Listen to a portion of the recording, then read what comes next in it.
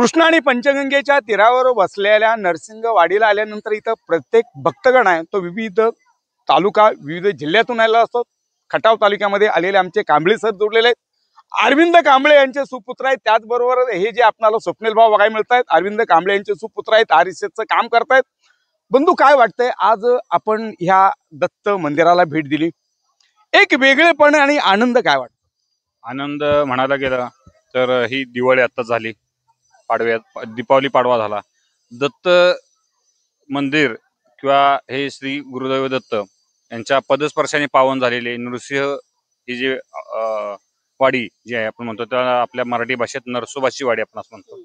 इथे आल्यानंतर मनाला एक वेगळं समाधान, आत्मिक समाधान वाटतं की मनाला विश्रांती देणारे जे स्थळ असेल ते म्हणजे नृसिंहवाडी। इथे नामस्मरण करता येतं, आपल्याला जप करता येतो किंवा दत्त धाम म्हणून आपल्या इथं श्री स्वामी समर्थांचं जे दत्त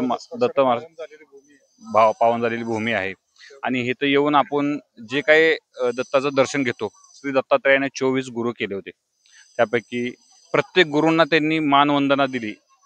आपणही एक गुरु करावा आणि श्री दत्तांच्या दर्शन घेऊन त्यांच्याकडून काहीतरी शिकवण घ्यावी की कोणताही मनुष्य असून दे, प्राणी असून दे किंवा झाड वेली वृक्ष असून दे की ते लहान नाहीये किंवा ते कमी नाहीये, त्यांच्यातून काहीतरी घेण्याचं आपल्याला काय म्हणता येईल की त्यांच्यातून एक तरी गुण घ्यावा। अरे माझा स्वप्नील भाऊ एक प्रश्न आहे, गुरुशिवाय ज्ञान नाही, गुरुशिवाय विद्या नाही, जीवनामध्ये गुरुला किती महत्व आहे? सद्गुरु केल्या वाचून आपल्याला तरुणोपाय नाही। ज्ञानेश्वर माऊलींनी एक गुरु केला होता, त्यांचा भाऊ निवृत्तीनाथ। आपणही कोणता तरी सद्गुरु असल्याशिवाय आपल्याला कोणताही पर्याय उभा राहत नाही। त्यामुळे सद्गुरु वाचून सापडे न सोय धरावे ते पाय आधी आधी, म्हणून आधी गुरु केला पाहिजे। कोणताही गुरु असून दे, आपले गुरु दत्तात्रय असून दे किंवा आपला गुरु असला पाहिजे। गुरु स्थानी जो असेल तर म्हणजे आई हा प्रथम गुरु आहे, आई नंतर बाकीचे गुरु आहेत, कारण आईशिवाय आपल्याला हे जग पाहता येत नाही। आणि म्हणून आपण सांगितलं की स्वप्नील भाऊनं सांगितलंय की आई माझा गुरु आणि तिथूनच माझं आयुष्य सुरू आहे। आई वडील हे गुरु असतात, पण त्याहून असतात ते आपले गुरु आणि खऱ्या अर्थानं अशा दत्त गुरुचं असणारं अध्यात्म गुरु या ठिकाणी माझ्यावर दुसरे बंधू जोडलेत। बंधू काय वाटतंय की एक वेगळं पण बघायला मिळतंय आपल्याला, काय वाटतं? आध्यात्मिक आणि मानसिक शांती मिळून जाते इथं आल्यानंतर। आणि सर्वात महत्वाचं म्हणजे दत्त गुरूंच्या पदस्पर्शाने पावन झालेली भूमी आहे की जिथं साक्षात गुरुचरित्र घडलेलं आहे।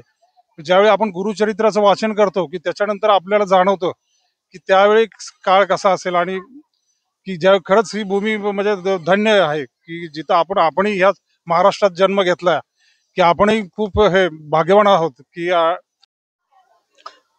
कृष्णा आणि पंचगंगेच्या तीरावर वसलेल्या नरसिंहवाडी दत्त मंदिराला आपण भेट दिली।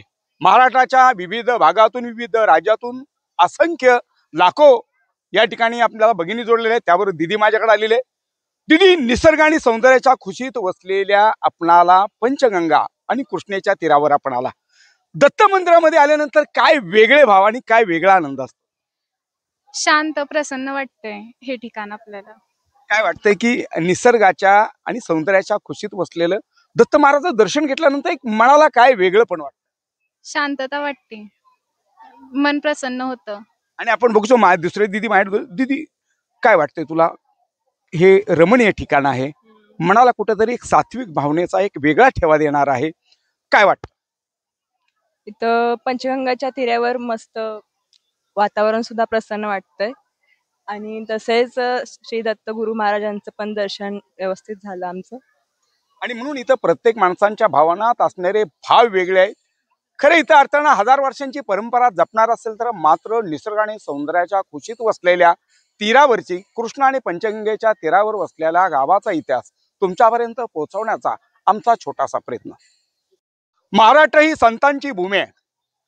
वारकरी संप्रदायाची महाराष्ट्राला मिळालेली सर्वात मोठी जी नाळ आहे तिथल्या संस्कृतीची, या संस्कृतीचा आगळा वेगळा देखावा महाराष्ट्रामध्ये होत असताना मात्र कृष्णा आणि पंचगंगेच्या तीरावर वसलेलं नरसिंहवाडी, खऱ्या अर्थानं महाराष्ट्रामध्ये अनेक ठिकाणी आपण दत्त मंदिर आहेत, एकमुखी दत्त बघतो, अनेक दत्त बघतो, मात्र औदंबूर आणि नरसिंहवाडीला दत्तभक्ताला आल्यानंतर इथं खऱ्या अर्थानं माणसांच्या मनातले भाव असतील, देवाबलती श्रद्धा असेल, म्हणून इथं देव आहे, भाव आहे आणि त्याचबरोबर 1000 वर्षांची परंपरा आहे असं म्हणायला हरकत नाही। Cameraman Tanmay Patil, reporter Sagar Patil, Narsinhwadi.